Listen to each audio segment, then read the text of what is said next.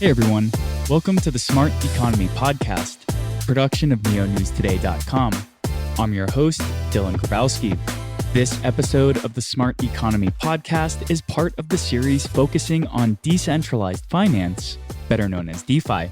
In episode 4 of the DeFi series, I chat with Røland and Adrian Fjellberg, lead maintainers at Flamingo Finance. Flamingo is a DeFi platform in the Neo ecosystem that allows users to swap between Ep.08 tokens, provide and stake liquidity for rewards, and participate in initial DEX offerings.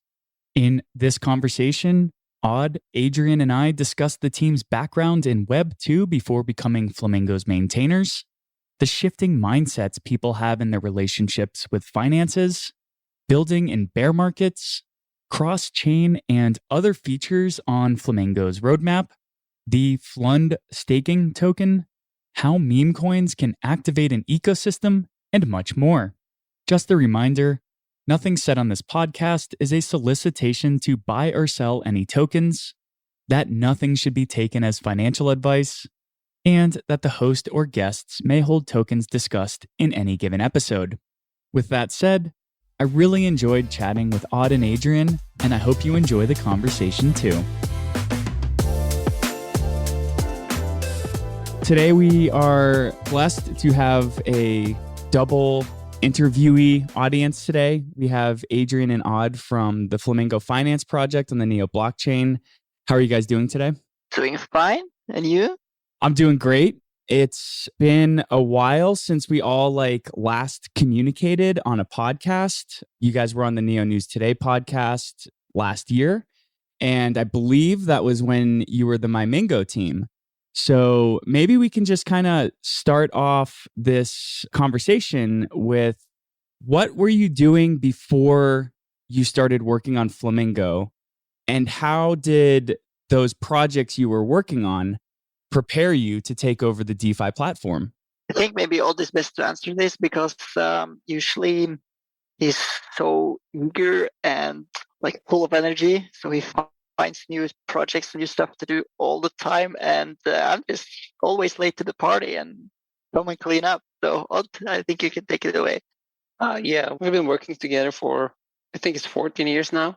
So basically we're like this old married couple. We always had our niches. So instead of working on the same stuff, but also being able to overlap. So we have worked in a lot of Web 2 stuff, building software as a service companies, building the internal CRM systems for businesses and stuff like that. And that was really fun.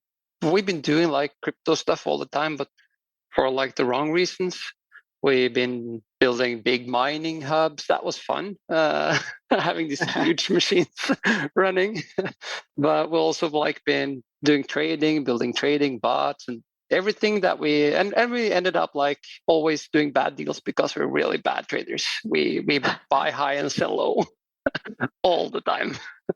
So the reason why we ended up here was because we said, let's do a blockchain for the right reasons. Let's bring to the game what we can do, we can build.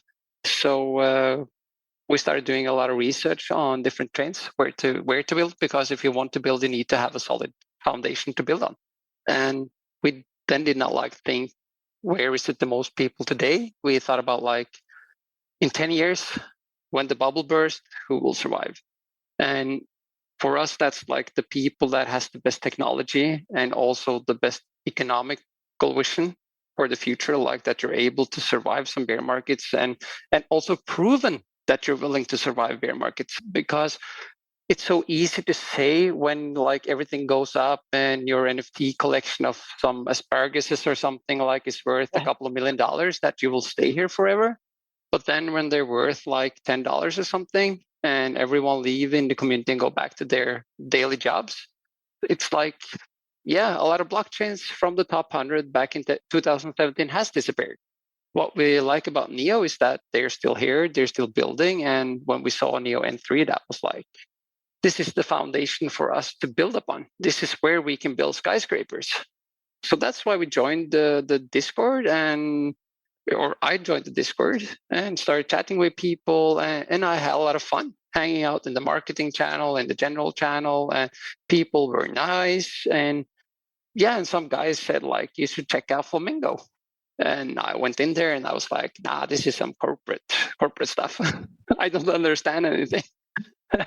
So I went out again, and then 2 weeks later, another guy was like, I'm making $1,000 a month just by staking. And I was like, staking? What is this staking you talk about? So then we started reading about DeFi and staking and how this works and like the plans behind decentralized finance. And it was really brilliant. And we tested out Flamingo. We saw a couple of things that like started bugging us, at least me, because I like to have an overview of the day-to-day stuff all the time. So built a dashboard, the Flamingo dashboard, to like fetch data and give like a live representation of the data. So that's how it started basically. And people liked the simple solutions, one button click instead of making it hard. And I think that's the way forward for blockchain, is to start making things for people and not for nerds. And that's blockchain in general, because blockchain isn't sexy and blockchain isn't something my mom's going to understand. But if she can use her credit card to invest in an like fund or something like that, that like grows in value, or people can trade with her money and she can earn fees, that she can understand. And she does not need to understand blockchain. People don't understand how their phones work. They don't understand like how they call someone, but they still use them because it's user friendly. I think as decentralized finance grows, so does in parallel private finance. So people are seeking more and more to own stocks, to own funds, to manage their private economy and invest, even though it might be crypto, it might not be crypto. At least in Norway, that's the trend. People like to actually trade now, stocks, and everyone's a pro. I think the mindset is kind of shifting from just having your money in the bank with a passive interest or something. Negative interest?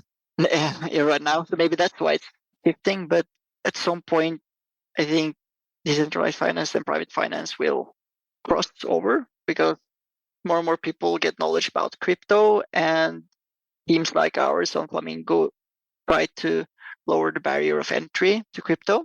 I know we usually say that we do try to achieve that.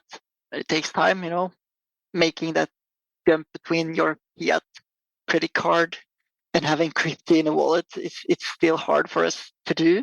But I think that is the trend now, that people want to take charge of their own finances. Are you noticing that a lot more people are choosing to park their money into investments, be they equities or speculative cryptocurrencies, because of these concerns over inflation? Or are you noticing this is a trend that started largely during the pandemic? I know Robinhood became very popular here in the States and probably internationally, especially with people getting stimulus money and then not being able to spend it anywhere. So they just YOLO'd it on GME and AMC and other stocks. Or is this like a trend that was slowly starting to begin even before the pandemic and these inflation fears? I think there's multiple factors. These things happening like Robinhood, and there's the inflation in a lot of countries, the stimulus checks, people like notice, how much dollars were printed? You said like 100% more, or what? So people started like realizing, is this good for the economy or not? Should I invest in something else? Should I only hold dollars? Is that really safe? I think like with also for COVID-19, people were afraid of the future in general. Should I maybe buy gold? Should I buy something else?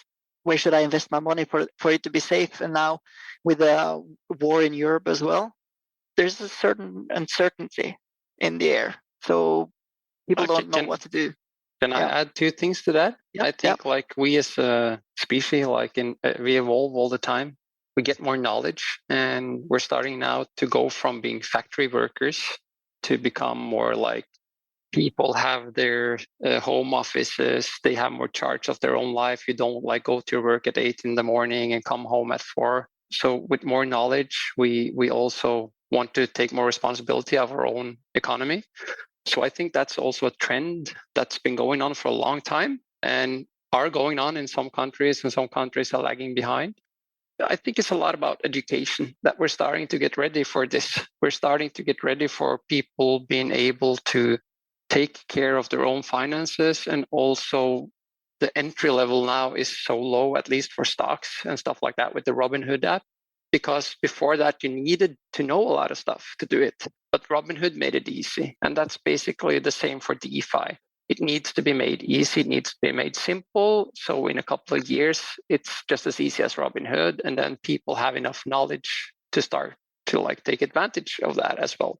Yeah, that's a good point. And I couldn't help but see a little bit of irony when Adrian was mentioning that people are leaving the factories and starting to work from home. And then, I just think of my transition from working in the government to working in the crypto space. And you can go from working an 8 to 4 in a factory to working 24/7 at home in the crypto and blockchain space. Sometimes it feels. So this is a fascinating kind of 10,000 foot discussion, standing up high, looking down. Really happy to be able to break into this sort of mindset for the Smart Economy podcast. But I do want to come back down to earth a little bit, because you guys were just at the Blockdown 2022 conference, which is probably the first time since before coronavirus that I saw more than one Neo ecosystem project in the same place at the same time. So can you just share a little bit about what the vibe was like at the conference you were at? What was it like to meet people who've been in the Neo ecosystem for years, as well as new market participants with Doge Rift? And what was just the experience at the conference like?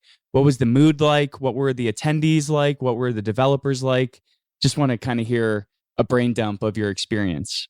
Yeah, I was holding the port while Odd was there, actually. So he needs to share that experience. So somebody needs to run the office while he has fun by the pool in Croatia. But yeah, take it away. Yeah.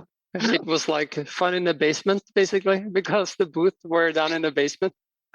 So while people were out in the sun, we were just standing down in this basement with like all these LED lights. And yeah, it was really cool. But I need to say, like, they had the event at a bad time in the market. So I guess like they expected 3,000 people to join. But if I like stretch it a bit, I would say 500 over the 3 days, like in total. So some people were there just one day, some people came the next day. Yeah. So there was few people. It was really nice to meet other people from the Neo ecosystem. And it was really nice to meet those people that was there, because I think what we now had was more core crypto people. The guys that have been here since 2017. It's not like the mood doesn't change since Bitcoin price goes down. They are like used to this. They have a plan that like crypto isn't for just now. It's also for the future. So I had a lot of interesting conversations with a lot of people. Of course, the topics were more about this insane investments to Web3 projects. I have this theory. It's just my theory about a couple of months ago, there were $4,000 billion or something in crypto. Now it's $1,000 billion. And the money isn't gone. It's not like we burned it. It's just that smart investors has pulled it out from the market to see who survives and who dies. And the survivors will get that money. So if you have a long-term plan, if you have good technology, and you are here to stay for like a decade at least, like that's your war chest and that's your game, then the investors will look at you because you're one of the projects that's standing up after all the other projects around you are dead. And I think that it needs to happen, because we're at this phase where you can go to an investment company and say, I will build something on Web3, and they give you $10 million. You don't have to explain more than that, because they think that they will get their money back, or $15 million for it. And that's how like all the bubbles that we've seen in the past have been, people just throwing money because they think that they can get more money back, and it doesn't need to have any real value. The people that were there were looking for real value. I feel like every conference I ever go to is during a dip or a downturn.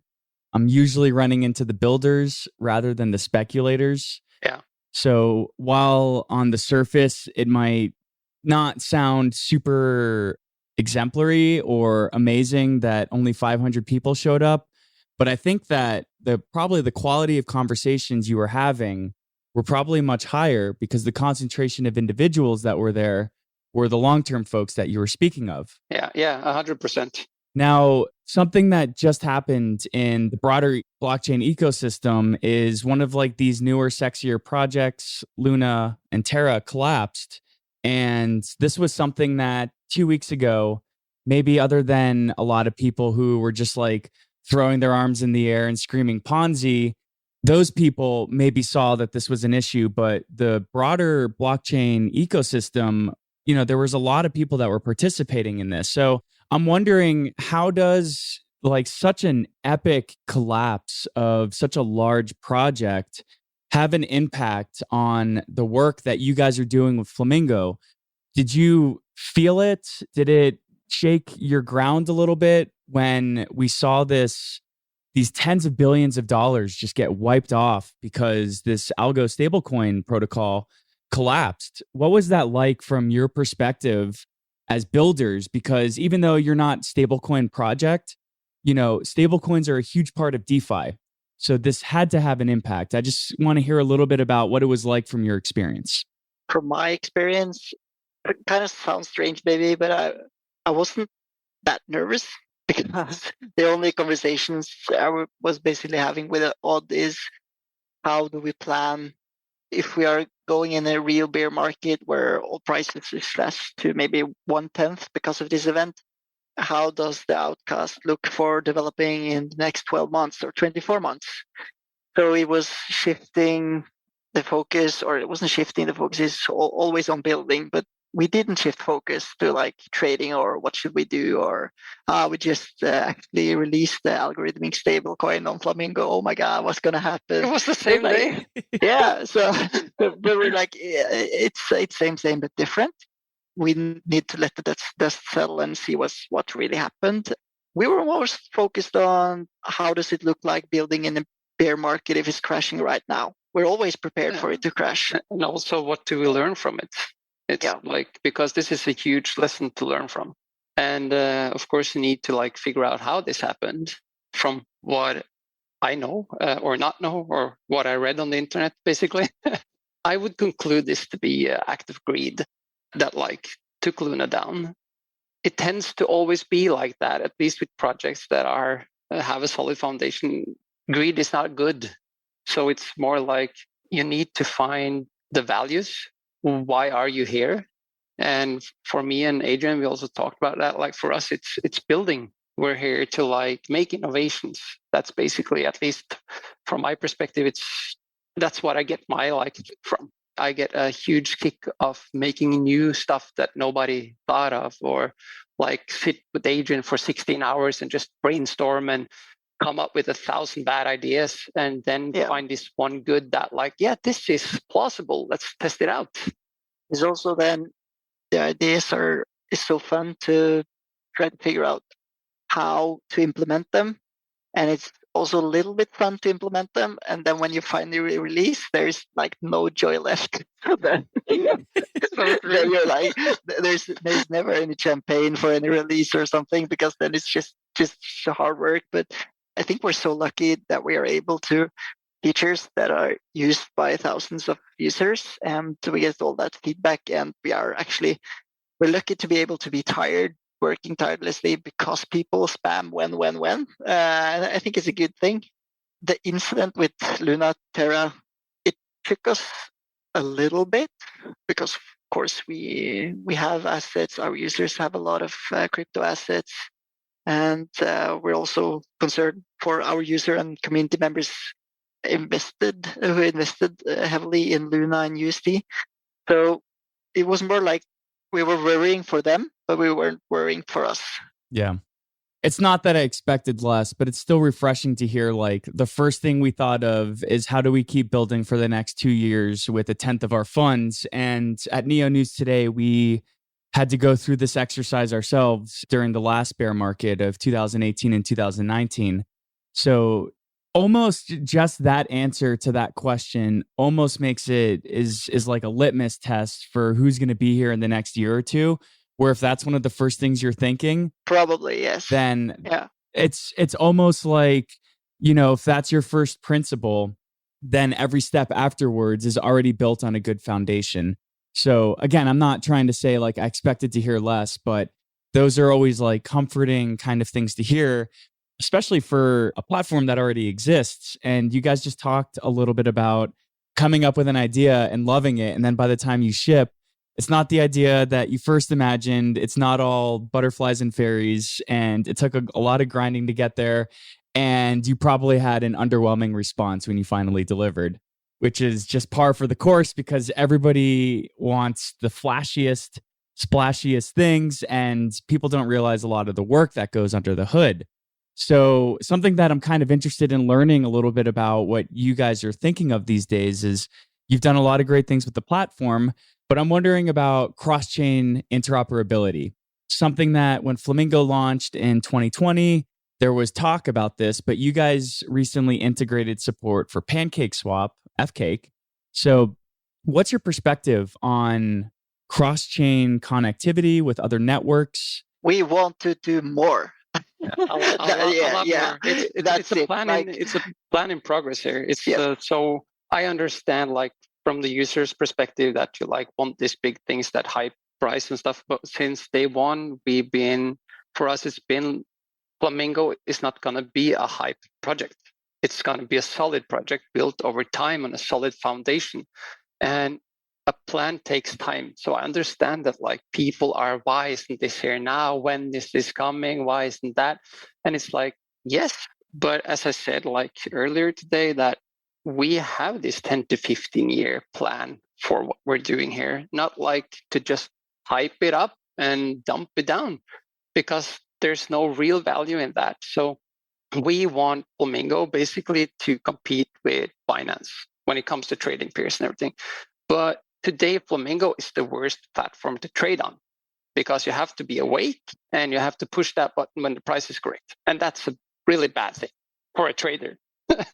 So that's why we're now working really hard. Actually, today, I've been working hard on on-chain order book that doesn't require bots. Yep. So the way they solve it on other DeFi platform, at least those we've seen, is that you say to a bot network that I want to buy Neo at $10. And then when the AMM hits $10, the bot goes and fills that order for you.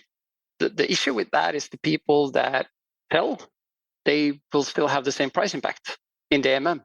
So you need a huge like pool to not have a big price impact. And then the order book is basically just bots buying and selling to the AMM. But with the order book coming now on Flamingo, you can add limit orders and you can buy directly and you don't need bots. So it will be just as doing it on Binance, but then you have the automated market maker to stand in the middle to fix the spread automatically. So it will be basically like a centralized exchange, but just better. Are you going to be pulling off of like Binance APIs or are you just copying the work that they're doing or what does that look like? It's kind of new, I guess. We haven't found any other like big DeFi platform doing this. There's maybe some smaller that we haven't seen, but the thing is the automated market maker is really good for making the market basically. If you've ever tried to create a market maker bot for a centralized exchange, it's hard because you need to have some sort of metric of how you balance between the two assets in a pair. And the AMM using math formula solves that perfectly well.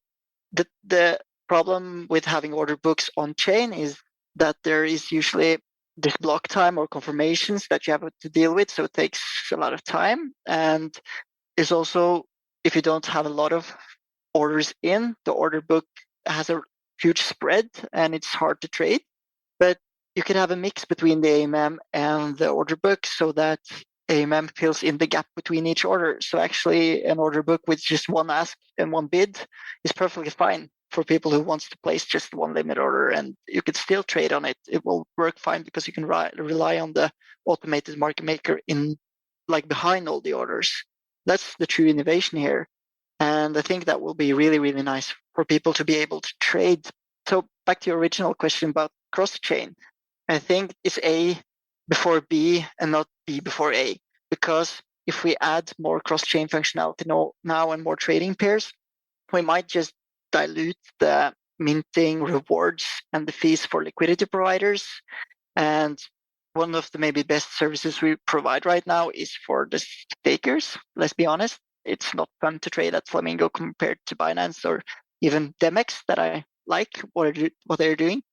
So I think we need to now just solve this basic stuff first, like with the order book and with a good advanced trade that I've been trying to ship for weeks, but I'm overloaded with work. I think that's the A. And then we come to the B, that's adding more cross-chain functionality and more pairs. We want to add Dog, we want Doge, we want to add Shiba, we want to add all these popular tokens like BNB, everything, yeah. Yes, BUSD. We want more of the stable coins there, just not Ether and Lyrebird USD. I think that's the future, because if we want to compete with other trading platforms, you need to be able to trade what we want to trade, like popular assets and new listings, of course. And then we will be, I think, always a Neo first platform. So Neo projects will have a place to launch on our platform. Yeah, they have a good place now with reverse pools. So that has been fun and innovation at least. So yeah.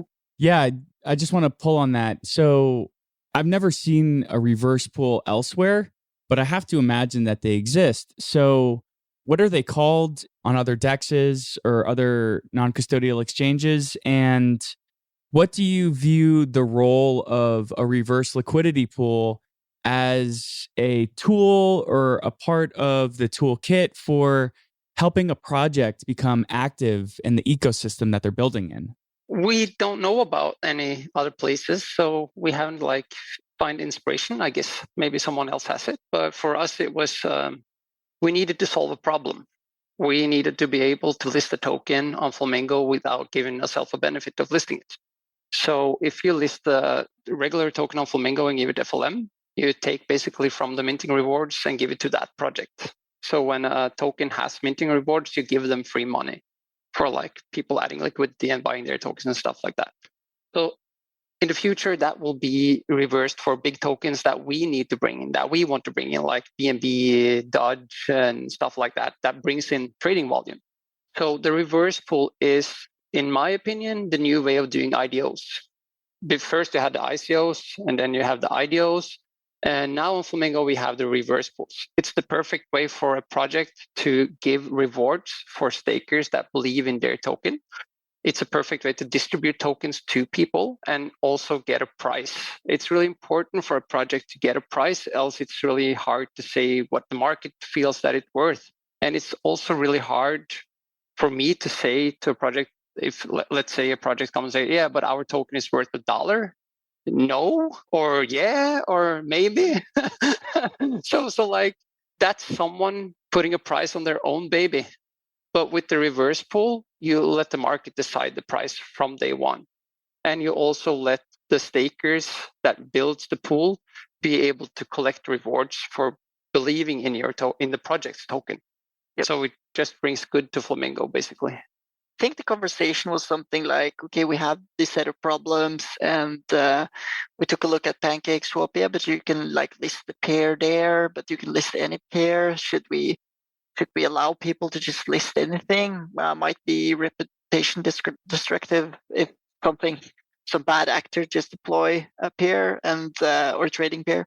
So okay, maybe we should vet the projects at least, and then but okay, they can just add it. Why will people add liquidity there? Can you set minting rewards on Pancake? No, you can't. Why can't you? And there was reverse pools were born. Basically, there was a set of problems, and how do we solve them? And usually all this really creative on these parts. And it's but you can just, no, you can't, because nobody else has done it like that. I never accept when he says that. For me, it's if it's logical in my brain, no is not an answer. Then you feel you need to show me that it's not working. And I will be on your back until you show that it's not working, because I say, no, it's possible. It's possible. I do have a question. It's always been difficult to address token sales with Neo, because Neo was founded in China. So did the fact that the underlying technology, Neo itself, that this project does not actively promote ICOs and doesn't actively promote capital events. Was that also something that took front place or had any weight in the creation of reverse liquidity pools? Because now you're not doing ICOs, you're doing this token distribution. Basically, no. When you say it like that, I would like to say yes. But to be honest, no, we didn't think about that. We had a problem to solve and needed to find a good way to solve it. And I think the way we found now is the new way of making projects launch, because for me, IDO and ICOs has always been really wrong, because then you have someone setting a price on something and it's hard to value. Why not let the market just decide what the price should be? It can be like inflated, it can be wrong, but then again, it's the market. So then it's up to the market to decide it. Yeah, it was really cool to see Lyrebird reach the price that it did, because in chatting with William, he thought, oh, I'll just set it at 10 cents. And then the market decided. So it's really nice to kind of see the platform users be able to decide the price of something based off of how much they want it or don't want it. I know that this might be an unfair question to ask to put you guys on the spot, but are there any other reverse liquidity pools in the works right now? Are you talking with other teams? We love to be transparent. So nothing is on the spot when people ask. That's the best thing. When people ask us about anything, it's not like you can put us on the spot, because it's transparency as far as it gets. Perfect. Well, who's the next FRP then? Right now, it's no one. Okay. We're having some projects that want to launch, but we have some demands that they need to meet first, because you cannot just make an Ep.08 token and say, I want to reverse. For us, it's also about Flamingo's reputation, and we have an obligation to protect Flamingo's users. So people can maybe feel it's unfair or something, but we have the same demands for every project. They need to have good tokenomics. They need to have utility, because we have gas that you can like send from one person to another. So we don't need another like send from a person to another token. That's not utility anymore. Some projects are working on like meeting the demands. As soon as we have something, we will announce it. There might be room for other Neo projects to do reverse pools and just have a send token from person A to person B, but it won't be on our platform. And like the code for the reverse pools or everything Flamingo contract related is open source. So feel free to copy and paste and do everything you want. But like on Flamingo, we try to keep a reputation of like vetting the project, and funds should be safe, and that should be the highest priority, and security should be highest priority. That's why there might be a lot of projects and a lot of stuff going on Neo right now, especially with the latest hackathon. But we won't be just spewing out FRP pools. Maybe fortunately, maybe unfortunately. Who knows? Depends on who you are and what your motivation is. That begs the question, is there ever going to be a day when Flamingo has Uniswap-like functionality where users can just provide their own LPs? Or is that something that Flamingo thinks is interesting, but maybe other ecosystem participants can create that for their platforms? Yeah, I've talked about it. Yeah, already 2 platforms are doing it. It's a nice thing to do. The issue is that it has huge security problems. You can trade on PancakeSwap in a pool that someone created, and that's fine. And crypto, like people that know crypto and know this stuff, it isn't a problem. But we want to build Flamingo for grandmas. Basically, we want to make sure that everyone can use it. And then we need also to make sure that it's a safe place. Of course, there's risks involved in crypto, and that's why you have rewards. It's just simple as that, risk reward. But we try to eliminate the biggest risk. So grandma don't like have all her savings in some coin pool and his rug pool, because that's the issue if you just let anyone make a liquidity pool. Yeah, so there's like in PancakeSwap, you can create your pool and you can lock away the liquidity. That's sort of a safety, but still there might be some other project with just a similar name of the token and create something that looks like it, and the liquidity is locked away, but who cares, because it's a fake kind of token and you invest in it. And yeah, there's a way to scam around this. And I think also if you believe in Flamingo and the platform and the devs, these are the people also making decisions about who gets the spot on Flamingo. So if you trust in the platform itself, you should also maybe trust a little bit that they've done the background on the projects that are launched there. So it's safer in that way also because you can invest in something. And the devs on the, let's say, the Dogrift team, we are confident that they will be able to deliver and be able to build what they say they will build. And if anyone can just release their own pool, we don't have that background check of, is this team legit? Are they just new players and they can't even write any smart contracts and these kind of it's simple to copy paste. Yes. So this is what you avoid when you're exclusive, like we are. When you guys took over Flamingo, which was what, in August now of last year, around then? September or something. Yeah. So you guys it was just you two, but you've grown your team and to a bunch of people now. I guess maybe like 6 or 7, maybe even 8 people. Yep. How has the addition of new team members helped to battle test or make Flamingo a more hardened platform, I guess is the best way to put it? I guess what I'm really asking is, how has the growth of your team helped you guys make Flamingo a better platform? A lot. Without them, we couldn't do it. So simple as that. What I really like about our team is that they are picked from the community. It's not like we just brought in like our own people from outside. We see people in the community that contributes or like have an experience outside of what we know. So we see that they have some traits that can even make it better for us. So that's why we bring them on board, because they can make it like this. If you have this stats, this cake diagram, they will make the cake full. So we can just make the middle and it will be so-so, but then they come and like add copy to text, or they make the backend or databases and help out with the support tickets and stuff like that. So I'm really proud that it's just like this community team, because that makes it like a democratic thing where it's not just me and Adrian bringing our own people on board. It's people that's picked from the community, people that's been there before us. Yeah. So that's the best thing, because some of them have more knowledge about DeFi and other projects and stuff like that than we do. So we learn a lot from them.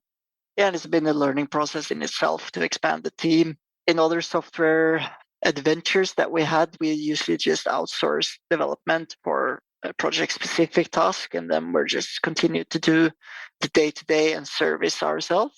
But this time around, it's perpetual, and we have had to let someone go that we had paid in. Really didn't deliver what we thought they would. So it's been a learning process of also trying to find the best people. And I think we are a group of really, really eager, talented people now. Not to toot my own horn too much, but I think me and Odd, we're the top of our field, and a lot of these other guys, they are pretty damn good at what they're doing. I'm so impressed sometimes. So it's really good that also me and Odd can focus on what we are good on. We are able to do it because the other team members help out so much. And I think like for Odd, he has 100 DMs every day, and for me, I'm like quality control and so detail oriented. I wouldn't get anything done if it were only me and Odd. So we can grow even more, I think. But right now we're at a good number of people. Yeah, and letting people go, especially on a team that you're building from scratch and that you kind of built with like your heart, is always difficult. Really hard. I've had roles like that where the hard decision had to be made, and either way, it doesn't feel good. And take this as a compliment, not as like a backhanded compliment, but you guys first landed in the Neo ecosystem in Q1 of 2021, I believe. You're probably working on Neo stuff a little bit beforehand, but Flamingo kind of made its splash with its single staking platform in March last year, I believe. Yeah. You can just like tell, you can hear in the way that you guys speak and what you're talking about, like DeFi has become more and more your native language. Like it's easier for you to think in that way. One of the things that I really am excited about with the platform is FLUND. you created a way to distribute fees to individuals who single side stake. Now, something that I appreciate being a FLUND token holder is that 20% of the FLM minted every day goes to the FLUND holders. The question I have is, how did you decide on 20%? Because you have maybe like 12 or 10 other liquidity pools, and there was already a battle for how much FLM are these liquidity pools going to get. So what was the decision process like for creating FLUND? And then what was the process like for deciding how much of minting rewards you were going to distribute there? And why did you go with a fifth of the daily minting rewards? The reason for creating the fund is that single stake, in my opinion, single stake is a bad thing. It's a really bad thing. It's just like inflationary pool where you give a lot of tokens to people that hold your token. What happens the day you stop giving them tokens? What happens to the tokens in that? Those tokens go to the market and the price go down. It's simple as that. So you need to give them tokens, keep them there. Other platforms have 50% of their liquidity locked in a pool that just generates more of that token to them. So we had a lot of community members wanting a single stake pool. I was never a fan. Adrian was never a fan. We talked about it. The community was a big fan. So we were like, okay, how can we solve this and not build that inflationary pool? So we created the FLUND where you get a percentage of the trading fees. So basically you invest in the platform and the performance of the platform. And yeah, you get some minting rewards. And that's to incentivize people to put FLM in there now. We also released the tokenomics for the future of Flamingo. So there you see that every 6 months there will be a step down on everything. And it wasn't an issue taking the minting rewards because some of the pools had, let's call it, too much. It's really simple. I know this is hard to hear for people providing liquidity, but Flamingo is a marketplace. So you don't need a million apples if people want bananas. You need just as many apples as people want to buy, and you need as many bananas as people want to buy. So yeah, maybe that like gives you less rewards, but we need to provide the service that the customer wants. Else you won't have customers. So what that's based on is how much trading there is, how much the volume is in the average days. Of course, you have days where Bitcoin goes down $10,000 and you should have like $1 billion in every liquidity pool, but you can't like account for that. So it's based on the averages of the platform now. And it's also based on that we will improve the trading experience. We will have more trading. With the order book, the FLUND will get the maker and taker fees because then you don't use the liquidity pools. And also then, at least in my theory, we haven't like tested this out in real life, but then you can have much smaller liquidity pools. And that's how we also can bring on a lot of more tokens and give them FLM minting because you don't need $30 million in liquidity because the price impact will be like taken with the order book.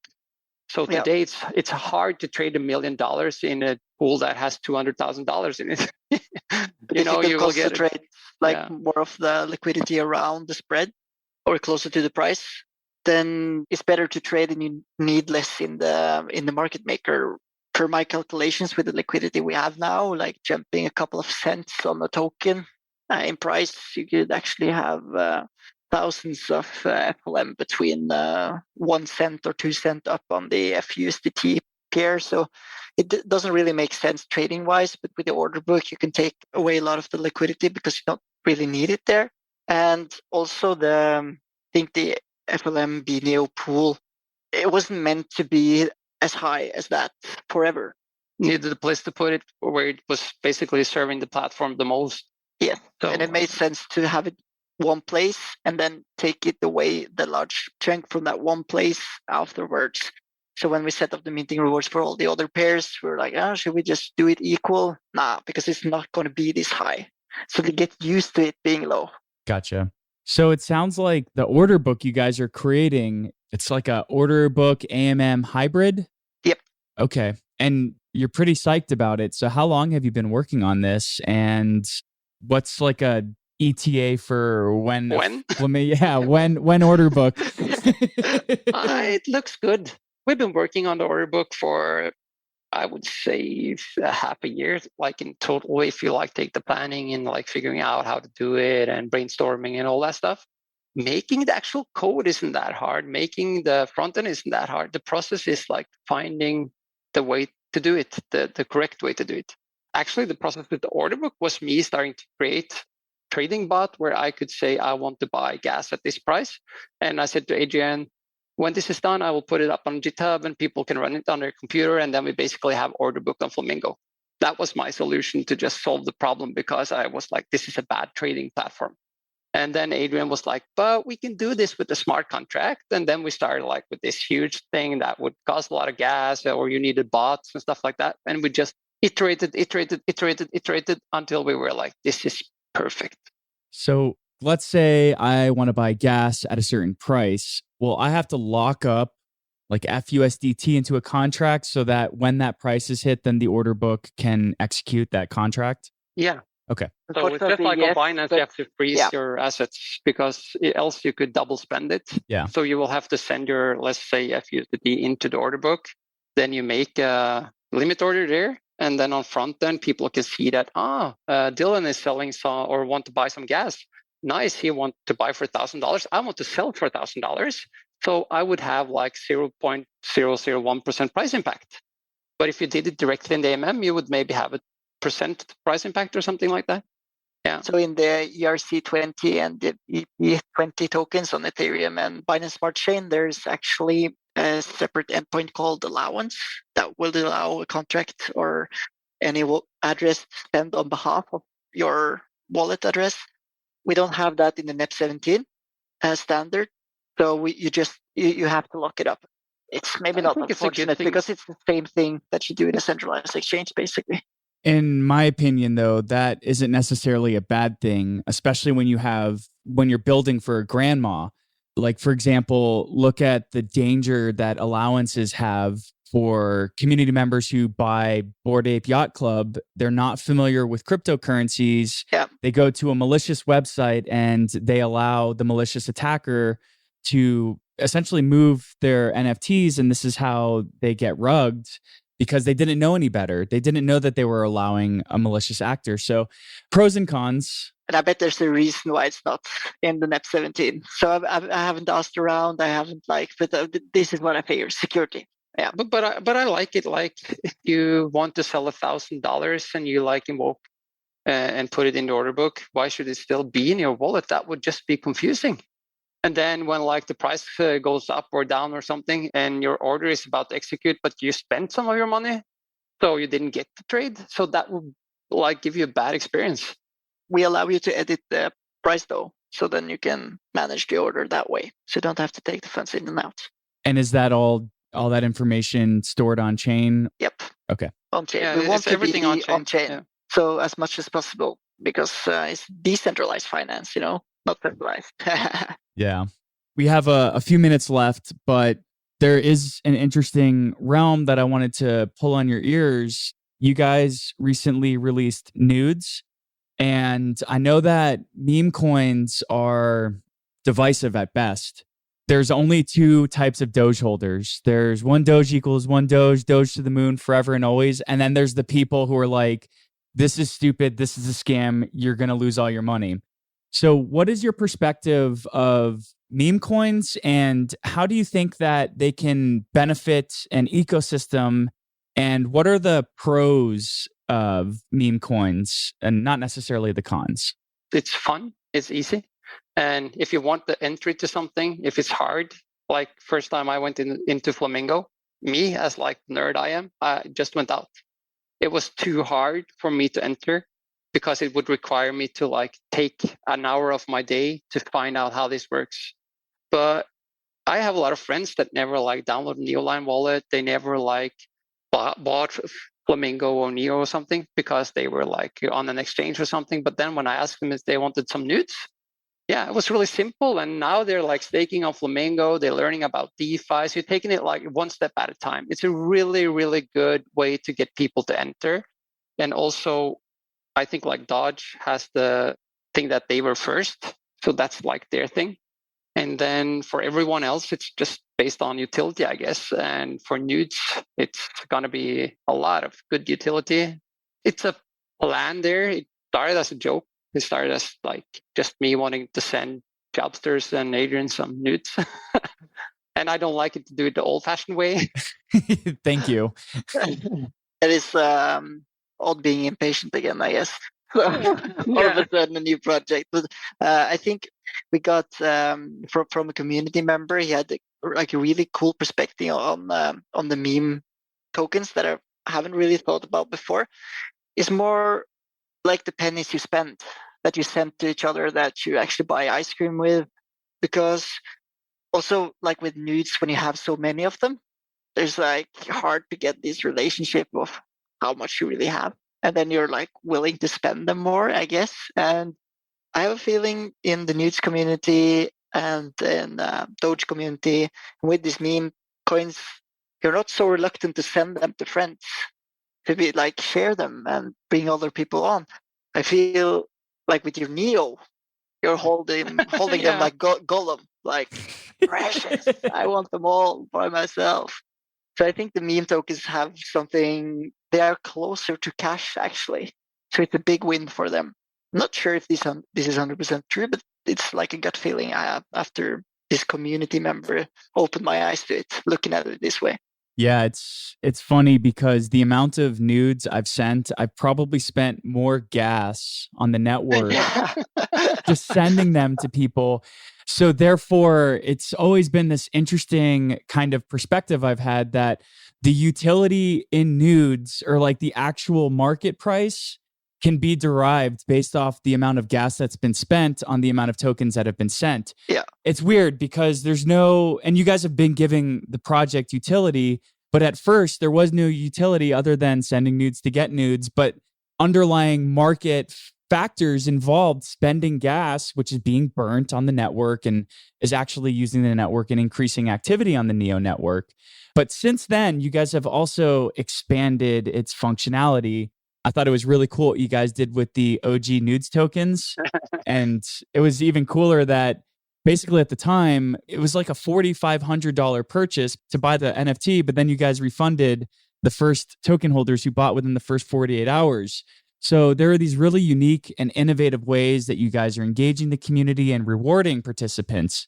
Are you seeing that this is attracting new community members outside of the Neo bubble? Like, are you getting just people who like meme coins in general from Tron and Ethereum and Solana? We got so many new users to nudes. Yeah. And Flamingo got so many new users because of nudes. And basically, nudes is the best way to do marketing for Neo. As we talked about earlier, the blockchain isn't sexy and DeFi isn't sexy. Try to go out on the street and sell DeFi to someone. Yeah, that's hard. Like even my girlfriend or fiance, I should start saying fiance. Do you have a girlfriend and fiance? No, I should start saying fiance because we're getting married. That's an old habit. But even she doesn't understand like 80% of the conversation I have with odds when I work from home, and she like sometimes listen in because I have my door open, and she comes in and try to repeat everything I say, and she just laughs at me. These are just the gibberish words you're talking about. These aren't like applicable in the real world, but nudes are. So when I started talking about nudes, she was like, what's he up to up there, sending nudes to people? So it's instantly recognizable, and we're keeping it safe for work. I think that's important, but you need to like splash some attention on Neo. It's funny when I cover the nudes project, I always have to remind myself I'm in my mid-30s and my job is to write about sending nudes. Yeah. I get paid for that. Yeah, but it's always funny. That's like the core utility to that token is the name. It's just like that because it's so fun. We had a meeting with like a lawyer, this 50-year-old guy, and we were talking, and I was like, after the meeting, I was thinking like, so do you want me to send you some nudes? And he was like, and I was like starting to laugh, and he was starting to laugh, and I was like, yeah, they have value. And he was like, and I was like, it's a cryptocurrency. And he's like, oh, yeah, send me some nudes, dude. So we're always having fun with it, but a lot of utility coming for that project as well. So I'm really, really psyched for it. It's actually bringing a new term to the crypto space. One thing is meme to earn, but the second one that's going to be the huge one is consume to earn. That will be a game changer. Yeah, awesome. I think it's nice now that we can separate the fun from the seriousness. Of course, its users funds on nudes as well, and they have a price and they have a value, but we can keep it fun in a whole other way that we can with Flamingo. So it's good that we have this kind of separation, because the ideas, they don't really stop, and we have so much fun talking about potential things we can do, and with Flamingo we could never do. So it needs, so we have that opportunity to also have some fun. For nerds, it's where we go to have a break. Yeah. Yeah, and it sounds like you kind of need that outlet, because Flamingo probably came more of like a quote unquote job than you were hoping it would be, or what kind of got you involved to begin with. So it's always nice to be able to have those outlets. So, respectful of everyone's time, I'm going to ask one last question. This is the Smart Economy podcast. So from your perspectives, what is the smart economy? You want to go first, Todd? Yeah, from my perspective, it's when me and you can do business together, selling a house, buying a car, renting a car, converting assets, and we don't need a third party or a centralized party to gain fees from us. We can let people be the bank. We can let people be the risk takers, and also let the people gain from that. So that's, for me, the smart economy. Yeah, and I agree with a lot of that. And I also think if we talk about smart cars, smart homes, smart watches, you just take something and you add more on top of it, or you look at it totally different. What can a watch be? What can a car be? What can like a home be in the future or now with all this tech? And with economy, it's been sitting still, not doing a lot of innovation for, I would say, hundreds of years, and then maybe thousands of years. So it's time that we, in the same way that we created smart cars and smart homes and smart watches, we create a smart economy. And we only scratched the surface, I think. Adrian, this was an awesome conversation. The time flew. Thank you so much for coming to join the Smart Economy podcast. It was great to hear about the lessons you've learned since you've started building Flamingo. It was awesome to talk about some of my favorite features on the platform, and to kind of touch on your perspective of what meme coins can do for engaging awareness. And it was super fun to be able to catch up with you guys again. I think this is the first time we'd spoken all year. So yeah, it's our pleasure. Thank you so much for hosting and inviting. Yeah, I can't wait to have you guys come back on again. Next week. Thank you. Yeah. maybe a little bit more than next week, but definitely sometime in the future. So thanks so much for coming on, guys, and cheers. Well, what did you think of that conversation? It was really great to be able to catch up with the Flamingo team and to learn more about the trading and staking features they have on the roadmap for the DeFi platform. The on-chain order book sounds like it started as a passion project, but will soon offer unique functionality for platform users. And it was exciting to hear that the team seeks to add new tokens to Flamingo, but it was also refreshing to hear that they confirmed their dedication to being a NEO-focused platform. With that, I want to thank you so much for taking the time to listen to the Smart Economy podcast. If you liked what you heard and want to support the show, please keep NEO News Today in mind when voting for your NEO Council representative as part of NEO's governance process. We appreciate you and look forward to catching you next time.